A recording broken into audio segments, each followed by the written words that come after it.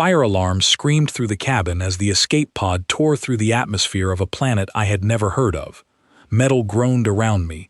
Sparks rained from a broken panel above my head. I had 30 seconds to live if the pod did not stabilize, and I knew it. My name is Daniel Cole, and until that morning, I was just an engineer on a survey ship called the Horizon Path. We had been mapping a quiet sector of space, nothing dangerous, nothing exciting. Then something hit us. No warning, no signal, just a shockwave that tore the ship in half. I do not know if any of my crewmates survived. I barely survived myself. The pod slammed into a rocky field, throwing me against the harness so hard I tasted blood. Smoke filled the cabin. I coughed, ripped the straps free, and kicked the emergency hatch until it gave way. I fell out onto strange purple grass under 2 moons, gasping for air that smelled like burnt metal and wet stone. I did not get more than a few seconds to process where I was before I heard voices. Not human voices. Sharp, clicking, layered with tones my ears could not fully separate. I turned and saw them. Tall, gray-skinned figures with elongated limbs, dressed in armor that looked both ancient and advanced, carrying weapons that hummed with a low charge. 5 of them, all aimed at me. I raised my hand slowly. My heart was pounding so hard I could hear it over the ringing in my ears. I had no weapon. I had no ship. I had nothing but a burning pod behind me, and strangers in front of me who did not look happy to see me. One of them barked something in their language, and 2 more grabbed my arms and dragged me forward. I did not fight. Fighting 5 armed aliens on their own planet did not seem like a plan with a future. I let them pull me across the field, past the wreckage of my pod, toward a low structure built into a hillside, its walls dark and curved, like something grown rather than built. Inside, the air changed. It became cooler, cleaner, lit by soft blue light that pulsed gently along the walls like a heartbeat. They marched me down a corridor, lined with more soldiers, all of them stopping to stare at me as I passed. I understood, in that moment, that I was something they had never seen before. That realization did not comfort me. It terrified me. They brought me into a wide chamber with a high ceiling and a raised platform at the far end. Guards lined the walls, and on the platform, seated in a chair that was too elegant to be called a throne, but too grand to be called anything else, was a young woman, not human, but close enough in shape that my mind reached for the word without asking permission. She had pale violet skin, sharp cheekbones, and eyes that shifted color slightly as she studied me, like light catching on water. Her robes were dark green, trimmed with gold thread in patterns I did not recognize. She looked young, maybe my age, but she held herself like someone who had been trained since birth to sit exactly where she was sitting. The soldiers forced me to my knees. I did not resist. My hands were shaking, and I hated that they were shaking, but I did not let it show on my face if I could help it. The woman on the platform leaned forward slightly. She said something to the guard beside her, a tall figure with a scarred jaw who answered in a low voice. Then she looked at me directly, and I felt the weight of that look settle on my shoulders like a physical thing. She spoke, and this time a small device on the collar of the nearest guard translated her words into rough, accented English. I did not know they had access to my language. That alone told me something important. They had been watching humanity for longer than we knew. "What are you?" she asked. Not who, what. I swallowed hard. "My name is Daniel," I said. "I am human. My ship was destroyed. I did not mean to come here." She tilted her head, studying me the way someone studies an insect they have never seen before, not with cruelty, but with genuine curiosity. "Human," she repeated, testing the word. "We have heard rumors of your kind. Weak, short-lived, easily broken." Her eyes flicked to the guard holding me down. "Kill it. It is not worth the trouble of keeping." The guard's hand moved to the weapon at his hip. I do not know what made me speak. Maybe it was fear. Maybe it was something more stubborn than fear. But I looked directly at her, ignoring the guard, ignoring the weapon, and said the only thing I could think of. If I am not worth the trouble of keeping alive, then I am definitely not worth the trouble of killing either. Either I am nothing, in which case, why waste the energy on a weapon? Or I might actually be useful, in which case, killing me right now would be a mistake you cannot take back. The guard holding me down froze, waiting for a command that had not come yet. The woman on the platform stared at me for a long moment. Then, slowly, something shifted in her expression. Not warmth, not yet, but interest, real interest. Bold, she said, or stupid, perhaps both. Where I come from, I said, those are not always different things. A soft sound escaped her, something close to a laugh, quickly controlled. She rose from her chair and walked down the steps of the platform, and every guard in the room straightened as she passed. She stopped a few feet from me, close enough that I could see the fine detail in her robes, the small mechanical pendant at her throat, the sharp intelligence behind her strange, shifting eyes. "I am Sereth," she said, "heir to the house of Valen, and you, human, have wandered into a very dangerous place at a very dangerous time." She paused, studying me again. "My house is not what it once was. We have enemies who would love an excuse to see us fall. A dead alien in my throne room, one killed on my order, would give them exactly the excuse they want. So keep me alive," I said, "not out of kindness, out of strategy." Her eyes narrowed slightly, but there was no anger in it.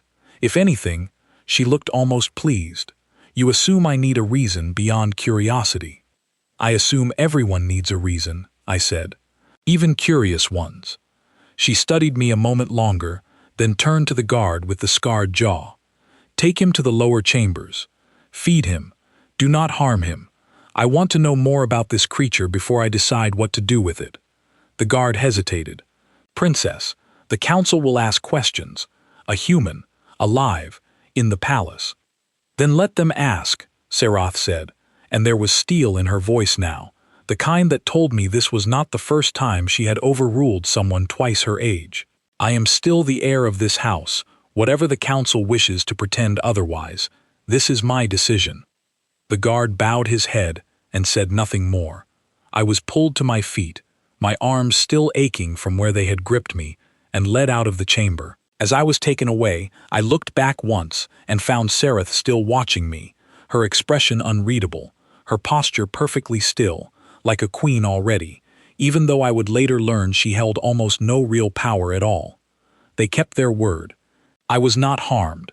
I was taken down a long spiral staircase into a chamber carved from the same dark stone as the rest of the palace, with a narrow bed, a basin of water, and a single window too small to climb through, even if I had known where to run. Food was brought to me an hour later, strange in color and texture, but edible enough that I forced myself to eat it, knowing I would need the strength. I sat on the edge of that narrow bed for a long time that night, staring at the two moons through the small window, thinking about my crew, about the ship, about everything I had lost in the space of a single morning. I did not know if anyone back home even realized we were missing yet.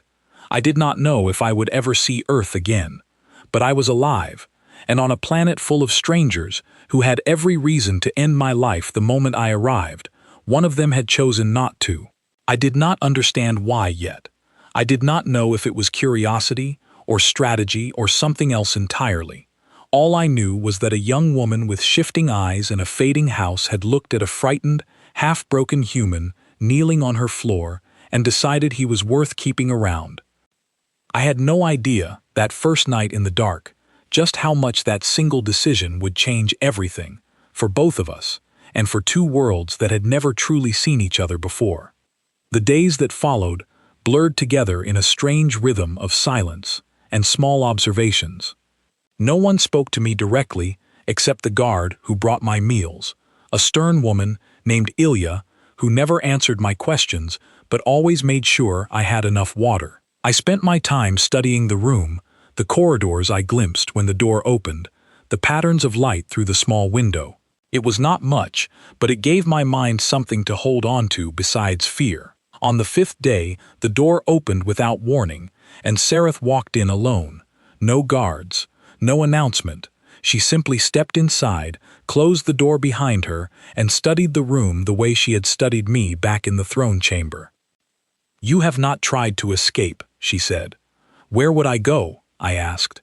"I do not know this planet. I do not have a ship. Running would only get me killed faster." She almost smiled at that. Most prisoners still try. Pride, usually, or panic. "I am neither proud nor panicking," I said, though that was only half true. "I am being practical." She walked closer, studying the small stack of items I had arranged on the table, pieces of broken machinery Ilya had allowed me to keep from my ruined pod, tools I had managed to salvage. "What is this?" she asked, gesturing at the mess of wires and metal. "I am trying to understand your technology," I said. "It is different from ours. If I am going to survive here, I want to understand what I am surviving among." She picked up one of the small devices, turning it over in her long fingers. "This is a stabilizer core from your pod, broken beyond repair." "I know," I said. "I am not trying to fix it. I am trying to learn from it." She looked at me for a long moment, something calculating behind her expression. Then she set the device down and said, almost casually, "Our water filtration system in the eastern wing has been failing for 3 months. Our engineers cannot determine the cause. Perhaps your curiosity would be better spent there than in this room." I blinked. "Are you asking me to fix it?" "I am asking if you can," she said. "If you fail, nothing changes. If you succeed, perhaps you become slightly more difficult to execute." I almost laughed at the bluntness of it, but I understood the offer for what it was. A test. A chance to prove I was worth more alive than dead. "Show me," I said. She took me herself. No guards trailing behind except Ilya at a respectful distance, through corridors I had never seen, past nobles who stopped and stared at the sight of a human walking freely beside their princess. I felt every one of those stares like small weights pressing against my shoulders, but I kept walking, kept my head level, refused to shrink under the attention. The filtration chamber was a mess of pipes and glowing conduits, tended by 2 engineers who looked at me with open suspicion when Sarath explained why I was there. They did not want my help. They made that clear with sharp words in their own language that the translator on Ilya's collar softened only slightly. I ignored them and got to work. It took me almost 4 hours, tracing the flow of the system, comparing it to logic that was different from human engineering, but not so different that I could not follow it. The problem, when I finally found it, was almost embarrassingly simple. A corroded valve, buried deep in a section the engineers had overlooked because their scanners were calibrated for their own alloys, not for the strange mineral deposits building up from local groundwater. I fixed it with tools that were not designed for the job, using methods that were not part of their training, and within an hour, the water ran clear again. The 2 engineers stared at the readout in silence. Then one of them looked at me, and for the first time since I had arrived on this planet, I saw something other than suspicion in an alien's eyes. It was not friendship, but it was respect. Word spread quickly after that, not because I wanted it to, but because a fading noble house could not afford to hide a useful discovery, even one as strange as a human who understood machines better than trained engineers. Over the following weeks, I was brought quietly to solve other problems. A failing shield array on the western wall, a corrupted data archive that had frustrated scholars for years. Each time, I approached it the same way. Study first, assume nothing, ask questions even when I already suspected the answer, because questions revealed things assumptions hid. I never demanded credit. I never made a show of my successes. I simply did the work and let the results speak, and slowly, I noticed the effect that had on the people around me. Where boasting might have made enemies, quiet competence made something else. It made people uneasy in a different way. It made them watch me more carefully, wonder what else I might be capable of, and in the world of Sarath's court, uncertainty about a person's limits was its own kind of power. Sarath began seeking me out more often, not just to assign tasks, but to talk. She would find me in the evenings, sometimes in the small garden courtyard I had been given permission to visit, sometimes in the workshop where I had begun rebuilding a small workspace for myself out of salvaged parts. She asked about Earth, about human history, human conflict, human cooperation. I asked about her world in return, and slowly, a picture formed that surprised me. Her house, Valen, had once been powerful, one of the founding lines of the region. But 2 generations of poor decisions, lost alliances, and a devastating conflict with a rival house had left it weakened, its influence shrinking year by year.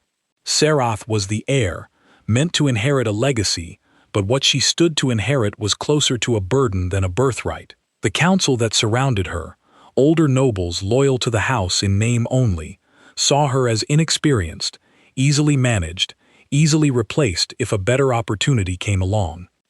"They do not respect me," she admitted one evening, sitting across from me in the workshop while I repaired a broken lighting unit.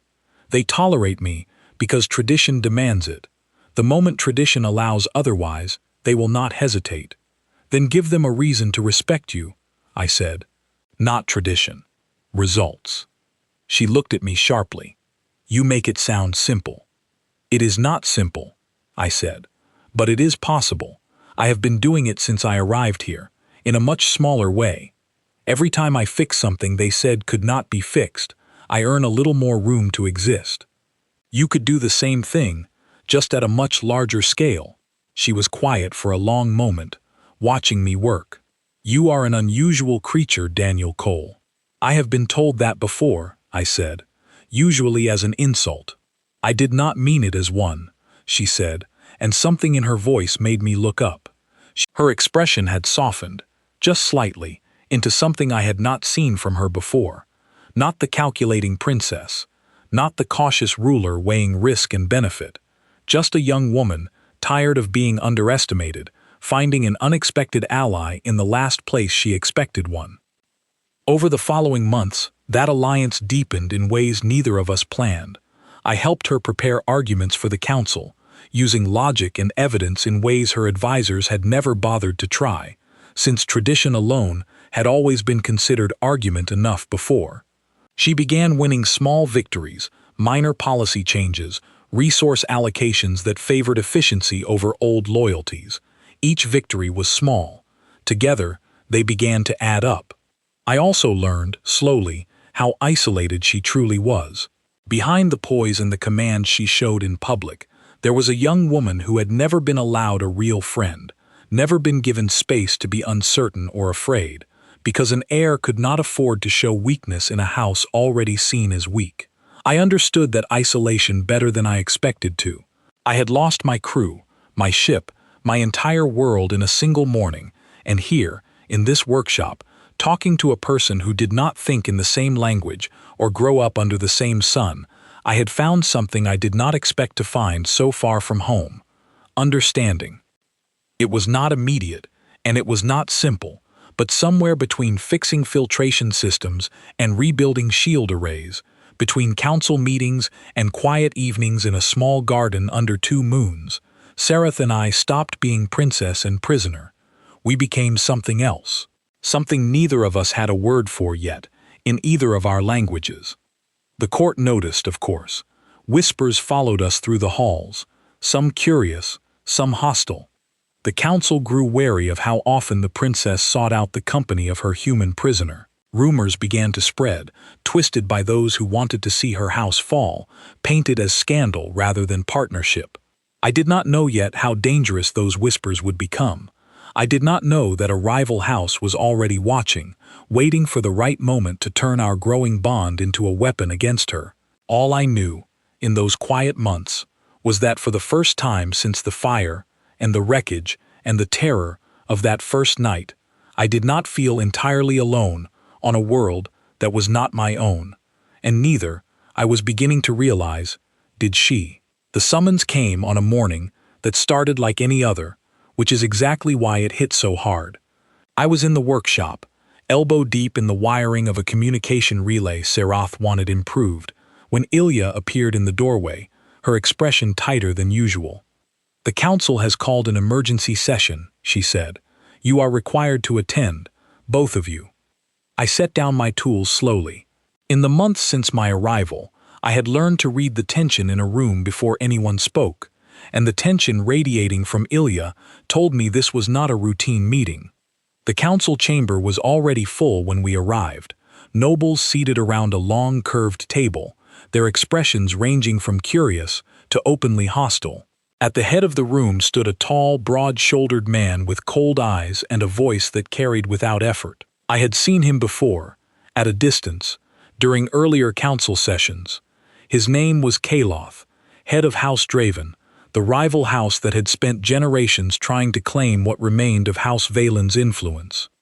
Sareth walked in beside me, her posture perfectly composed, though I could feel the tension in the small space between us.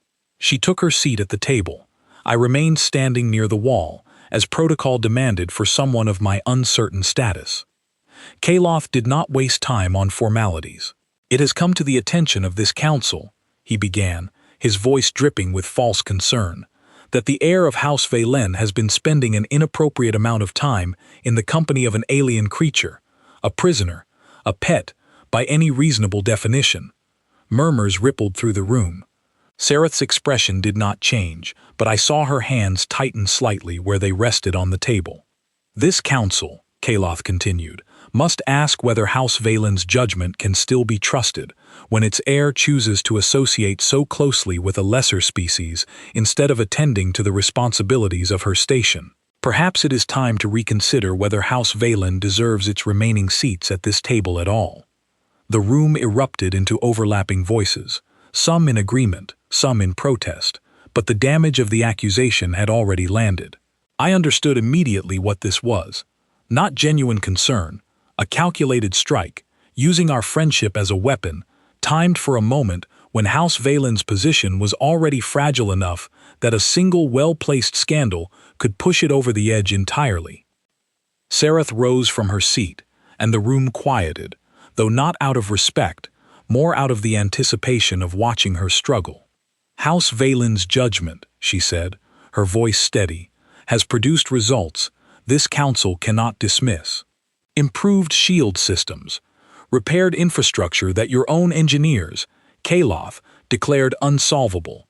Every accusation you raise about my choices ignores the outcomes those choices have produced. Outcomes achieved through an alien," Kaloth said, his tone mocking now.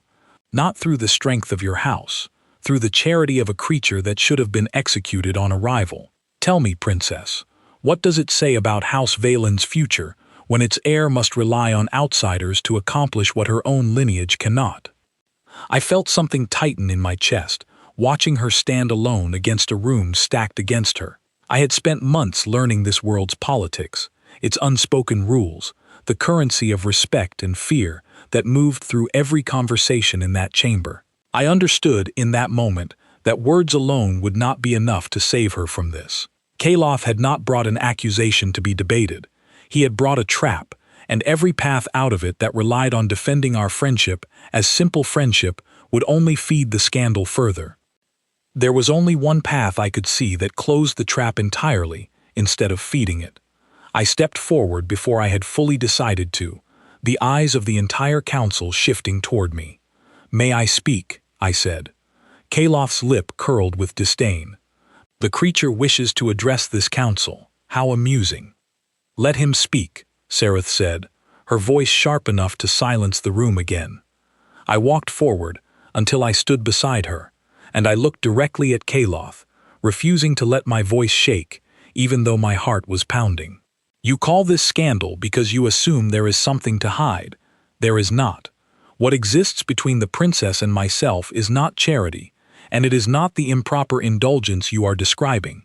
I paused, choosing my next words carefully, knowing they could not be unsaid once spoken. "It is a partnership I would formalize, permanently, if she were willing." The room went utterly silent. Sareth turned to look at me, and for the first time since I had known her, I saw genuine surprise break through her composure. I had not planned this. I had not discussed it with her beforehand. It had simply become clear, standing in that room, that half measures would not survive Kaloth's attack, but a full, undeniable commitment might close the door on the scandal entirely, transforming it from something shameful into something the council could not easily dismiss. But it also meant I had just proposed marriage, in front of an entire hostile council, without ever having asked her privately first. Kaloth laughed, sharp and humorless. A marriage, between an heir of noble blood and a creature with no lineage, no title, no claim to anything beyond the clothes on his back. This council would never recognize such a union. This council, Sereth said slowly, still looking at me, something shifting behind her eyes, does not have authority over who I choose to bind myself to.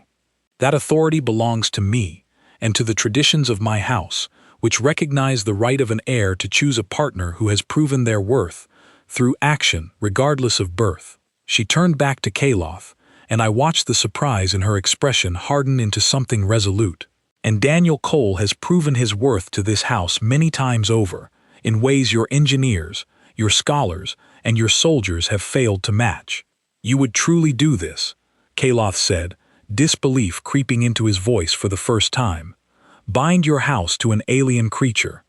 Make yourself a laughingstock across every noble line in the region. I would rather be a laughingstock who acts with conviction, Serath said, than a princess who allows fear of other people's opinions to dictate every choice I make. My house has spent 2 generations shrinking because it was too afraid to act boldly. I do not intend to continue that pattern. She turned to me then, and the chamber seemed to fade into the background as her eyes met mine. Daniel Cole, she said, quietly enough that it felt like the words were meant only for me, even though the entire council could hear them. Did you mean what you said, or was it only a strategy to close Kaloth's trap? I did not hesitate, because in the moment I searched myself for the answer, I realized I already knew it. I meant it, I said. It started as strategy, standing here. But it is not strategy anymore. Something in her expression softened completely, the calculating princess giving way, just for a moment, to the young woman I had come to know in quiet evenings in the workshop and the garden. Then my answer is yes, she said. The chamber erupted into chaos, half the council shouting objections, the other half stunned into silence. Kaloth's face twisted with fury at having his trap turned so completely against him. But none of it mattered in that moment. Not the noise, not the outrage, not the uncertain future that now stretched ahead of us both. We had just declared, in front of every enemy House Valen possessed, that we intended to stand together, permanently, against whatever came next. I did not fully understand yet just how far the consequences of that declaration would travel, or how quickly word of it would reach ears far more powerful than Kaloth's. But standing there, beside Serath, watching her face the fury of the council without flinching, I knew one thing clearly. Whatever came next, we would face it together. The summons from the Queen arrived 11 days after the council chamber, carried by a courier whose uniform alone made every guard in the palace fall silent as he passed. Serath read the message twice before handing it to me, her expression carefully neutral in a way I had learned meant she was more worried than she wanted to admit. The Queen wishes to see us both, she said, in person, at the central court. Is that unusual? I asked, though I already suspected the answer from the tightness in her voice. The Queen has not summoned House Valen directly in over a decade, she said. She rules the entire region, dozens of houses, hundreds of worlds.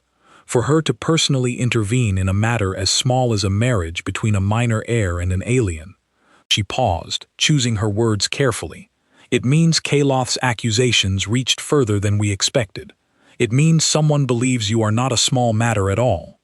The journey to the central court took 3 days by transport vessel, and I spent most of it studying everything Serath could tell me about the Queen's reputation. She was not a cruel ruler, but she was a calculating one, known for testing anything that threatened the stability of her empire before deciding whether it was a danger or an opportunity. Humanity, according to Serath, existed in the empire's records mostly as rumor, a distant, disorganized species not yet worth serious attention. My presence here, and now my marriage to a noble heir, had apparently changed that classification overnight. The central court was unlike anything I had seen since arriving on this world. The palace rose in tiers of pale stone and dark glass, guarded by soldiers whose armor gleamed with a polish that spoke of ceremony rather than survival. We were led through corridors lined with the emblems of 100 different houses, each one a reminder of how small House Valen truly was in the wider scope of this empire. The throne room, when we finally reached it, took my breath away despite every effort I made to stay composed. It was vast, easily large enough to hold 1,000 people, with a ceiling so high it seemed to disappear into shadow. And at the far end, seated on a throne carved from something that shimmered faintly like captured starlight, was the queen. She was older than Serath, though her exact age was impossible for me to guess, with silver-marked skin and eyes that held none of the warmth I had come to recognize in Serath's expressions. She watched us approach with the stillness of someone who had spent a lifetime learning patience as a weapon. We stopped at the appropriate distance and bowed, as Serath had coached me to do during the journey. The queen studied us both for a long, silent moment before speaking. "House Valen," she said, her voice calm but carrying easily through the massive chamber. "Your house has caused quite a disturbance for something so small. A princess, bound to an alien creature, in defiance of council objection. Tell me, Serath of Valen, was this wisdom or desperation?" "Neither, Your Majesty," Serath said, her voice steady, despite the pressure of the moment. "It was choice, made with full understanding of its consequences." The queen's gaze shifted to me, and I felt the full weight of her attention settle over me like a physical pressure. "And you," she said, "the human, word has reached me of your accomplishments within House Valen's walls. Repaired systems, solved problems that trained engineers could not. Some among my advisors believe you may be more valuable than a simple curiosity. Others believe you may be dangerous, a scout for a species we know almost nothing about, positioning yourself within a noble house for reasons we cannot yet see." I felt my pulse quicken, understanding immediately what was happening. This was not simply a summons to discuss a marriage. This was an evaluation, and the outcome of it might determine far more than my own fate. "Your Majesty," I said, choosing my words carefully, "I did not come to this world with any plan beyond survival. My ship was destroyed. My crew was lost. I arrived here with nothing, and everything I have built since then has been earned through work, not through hidden intention." "Convenient words," the queen said, "easily spoken by anyone, whether true or false." "Then test them," I said, before I could second-guess the boldness of it.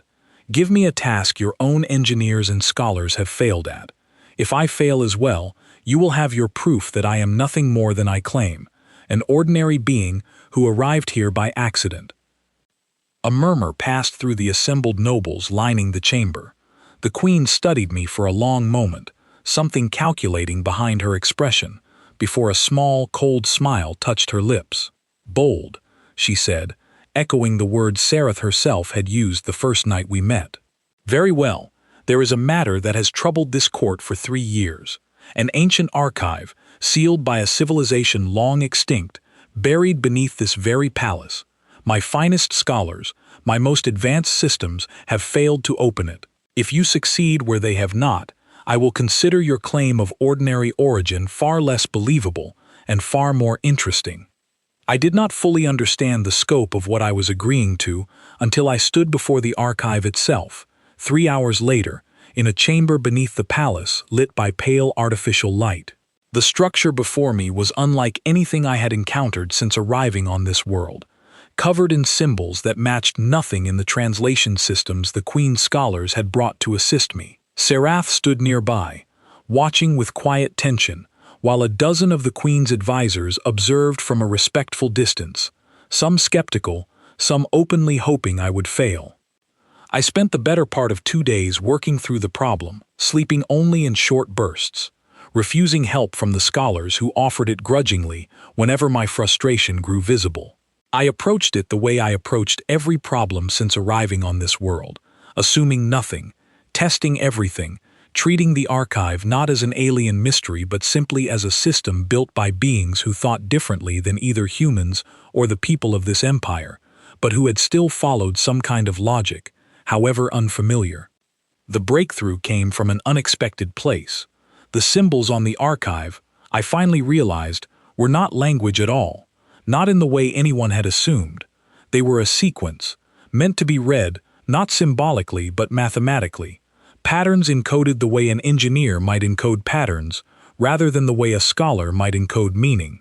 It was the kind of insight that came more naturally to someone trained in systems and mechanisms than to someone trained in ancient languages and cultural theory.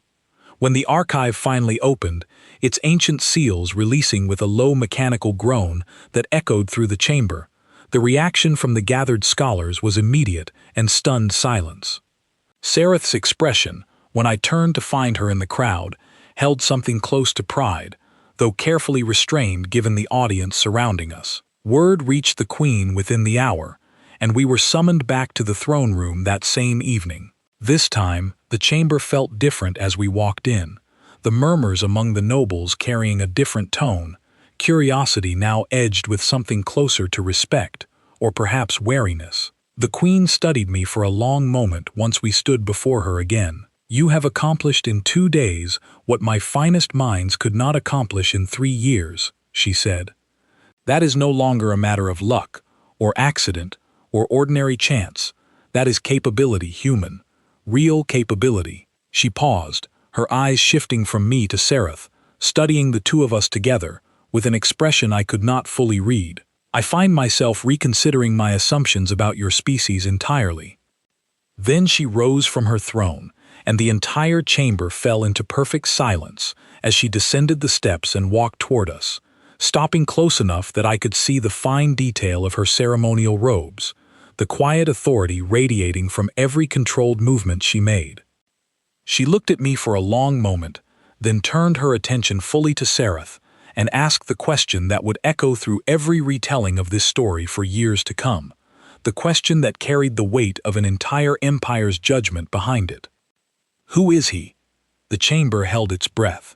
I felt my own heartbeat pounding in my ears, uncertain what answer could possibly satisfy a ruler who commanded worlds, who had just tested me against a mystery her own empire could not solve. I did not know what Sereth would say, whether she would soften the truth for the sake of political safety, or find some diplomatic phrasing that protected her house without fully committing to what stood between us. Sereth did not hesitate. She turned to me first, her expression open in a way I had rarely seen her allow in public, and then turned back to the Queen, her voice clear and unshaken, carrying easily through the silent chamber for every noble present to hear. "My human husband." The words landed like a declaration far larger than their simple meaning, a statement that closed every door Kaloth had tried to open, that answered every whisper of scandal with plain, unashamed truth. I watched the Queen's expression shift, surprise giving way slowly to something that looked almost like approval, though tempered still by the caution of a ruler who understood exactly how much power those two simple words now carried. "Your human husband," the Queen repeated slowly, testing the phrase the way she might test the weight of a new alliance, a new variable introduced into a political landscape she had spent decades carefully balancing. Her eyes moved back to me, sharper now, more considering than skeptical. "Then it seems, Daniel Cole, that your arrival on this world was far more significant than either of us understood when you first knelt on House Valen's floor." I did not know, standing in that vast chamber with Sereth's hand finding mine, exactly what those words would mean for the future. But I understood, in that moment, that whatever came next, the empire that had once seen humanity as a distant rumor would never see us that way again. The weeks following our audience with the Queen unfolded faster than either of us expected. News of the archive and of the Queen's public acknowledgement of our marriage spread through the empire with a speed that surprised even Sereth, who understood the machinery of noble gossip far better than I ever would. What began as a scandal engineered by Kaloth to destroy House Valen had transformed, almost overnight, into something else entirely, a story retold in courts and marketplaces across dozens of worlds, of a fading house that had gambled everything on an outsider, and won. House Draven's position weakened considerably in the aftermath. Kaloth had staked his entire strategy on painting our relationship as shameful, a weakness to be exploited. When the queen herself acknowledged the marriage without condemnation, his accusations collapsed into something closer to embarrassment, a miscalculation that other houses were quick to notice and quicker to remember. Political alliances are built on the perception of strength, and Kaloth had badly misjudged where that strength actually lay. Serath standing within the council shifted as well, though not without resistance. The older nobles who had tolerated her only out of tradition now found themselves forced to reconsider, watching her navigate a crisis that could have destroyed her house entirely and instead emerge from it stronger, more respected, more clearly in command of her own destiny than any of them had expected. Respect, I had told her once in the quiet of our workshop evenings, could not simply be given by tradition. It had to be earned through results. She had earned it now, in front of the entire empire, in a way no amount of careful politics could have achieved on its own. I found my own place within the palace changing as well. I was no longer simply the human curiosity, tolerated because the princess found some use for me. Engineers who had once regarded me with open suspicion now sought my input on projects I would never have been trusted near a year earlier. Scholars who had watched me open the ancient archive began requesting my perspective on other mysteries that had confounded them for years, curious whether the different way I approached problems, shaped by an entirely different history and culture, might unlock solutions their own traditions had overlooked. It was strange, in a quiet way, to realize how far I had come from that first terrified night in a narrow stone chamber, staring at two moons through a window too small to climb through. I had arrived on this world with nothing, expecting, quite reasonably, that I would not survive the week. Instead, I had built something I never could have imagined, not just survival, but purpose, partnership, and a place among people who had once seen my entire species as barely worth noticing.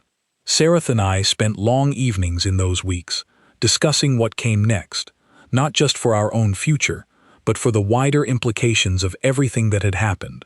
The Queen, it turned out, had not simply been testing my capability out of idle curiosity. Humanity, once a distant rumor at the edges of empire records, had suddenly become a subject of serious interest among the higher courts. Other houses began sending careful, indirect inquiries, testing whether House Valen might be open to trade agreements, information exchanges, anything that might grant them early access to whatever advantage humanity's unique perspective could offer. "They are afraid of what they do not understand," Serath said one evening as we sat together in the garden courtyard that had become our quiet refuge since that first tentative friendship began. "And now that they cannot dismiss you as harmless, they must decide whether to treat humanity as a threat or as an opportunity." "And which do you think they will choose?" I asked. She considered the question carefully, the way she considered every question of consequence. "Both, I suspect. Different houses will choose differently. Some will seek alliance. Some will seek to contain whatever advantage they believe you represent before it grows too large to control." She looked at me, her expression serious now. "This is only the beginning, Daniel. Whatever you started when your ship crashed into that field, it is far larger now than either of us." I thought of my crew often during those weeks, wondering if any of them had survived, wondering if Earth even knew yet that contact had been made, however small, however accidental, with a wider empire it had no idea existed. I did not know how to send word home. Not yet, not with the technology available to me, but I promised myself, quietly, that I would find a way eventually. Humanity deserved to know what waited beyond our own solar system, the opportunities and the dangers both. The wedding itself, when it finally took place, was smaller than court tradition demanded, a fact that scandalized some of the older nobles almost as much as the marriage itself had. Serath insisted on it, refusing to turn what mattered most to her into another political spectacle for Kaloth or anyone else to exploit. We held the ceremony in the same garden courtyard where our friendship had first deepened into something neither of us had a word for, surrounded only by those who had genuinely earned a place in our lives, Ilya among them, along with the engineers who had grudgingly come to respect my work, and a handful of council members who had chosen to stand with House Valen rather than against it. I will not pretend the ceremony followed any tradition I recognized from home. The vows were spoken in a language I had only begun to fully understand, the rituals unfamiliar in ways that occasionally left me a half-step behind everyone around me. But standing there, beneath the light of 2 moons that had once terrified me on my very first night in this world, holding the hands of someone who had chosen to see potential in me, when every instinct around her demanded she see only danger, I felt something settle into place that had been missing since the moment my ship was destroyed. Not just survival, belonging. In the months that followed, House Valen's fortunes continued to rise, slowly but unmistakably. New alliances formed, cautious at first, then more confident, as other houses watched Sereth navigate the politics of the wider empire, with a steadiness that surprised everyone who had once dismissed her as inexperienced. I continued my work, not just as an engineer solving isolated problems, but increasingly as something closer to an advisor, helping bridge the gap between human ways of thinking and the traditions of this empire, translating not just language but perspective, showing that different was not the same as inferior, and that value could come from places no one had thought to look before. The Queen summoned us once more, several months after that first fateful audience, though this meeting carried none of the tension of the first. She received us in a smaller chamber this time, more private, more informal, though her sharp, evaluating gaze had lost none of its intensity. "House Valen has done well," she said, studying us both. "Better than I expected, given how this began." "We had good reason to succeed, Your Majesty," Sereth said. The Queen's eyes moved to me, something almost warm flickering behind the careful control of her expression. "It seems your human husband has proven himself considerably more than a curiosity, Sereth Valen. I find myself wondering what other surprises his species might hold, should more of them find their way into this empire." "They will find their way here eventually," I said. "Humanity is curious by nature. We do not stay in one place for long, not once we know there is somewhere else to go." The Queen studied me for a long moment, then nodded slowly, as though filing that information away for consideration later. "Then perhaps it would be wise," she said, "for this empire to decide now whether it wishes to welcome that curiosity, or resist it. I suspect resistance would prove considerably more costly." I did not know, standing in that quiet chamber, just how prophetic her words would prove to be. I did not know how many other humans might one day find themselves stranded far from home, forced to prove their worth against impossible odds, or how many other empires across the stars might one day face the same choice the Queen now faced, whether to see humanity as a threat to be contained or a partner worth embracing. All I knew, standing beside Sereth in that moment, was that whatever came next, whatever challenges the wider universe still had waiting for us, we would face them together, exactly as we had faced everything since that first terrifying night when a frightened, broken human had knelt on a stone floor, expecting death, and found instead the beginning of an entirely unexpected life. Earth did not yet know what had happened out here, among the stars, in a small palace ruled by a fading noble house that no longer needed to fear its own extinction. It did not know that one of its own had crashed into a strange world and through nothing more than stubbornness, curiosity, and quiet competence, had changed the way an entire empire viewed an entire species. But it would know eventually. I intended to make certain of that. And when that day finally came, I hoped Earth would understand what I had come to understand myself, standing in gardens beneath alien moons, surrounded by people who had once seen me as nothing more than a curiosity to be discarded. Sometimes, the smallest, most unexpected beginnings carry the weight of everything that follows. Sometimes, a single choice, made in a single terrifying moment, can ripple outward farther than anyone standing in that moment could possibly imagine. I had been given a second chance on a world that was never meant to be my home. I intended to spend the rest of my life making sure that chance was worth everything it had cost to earn it.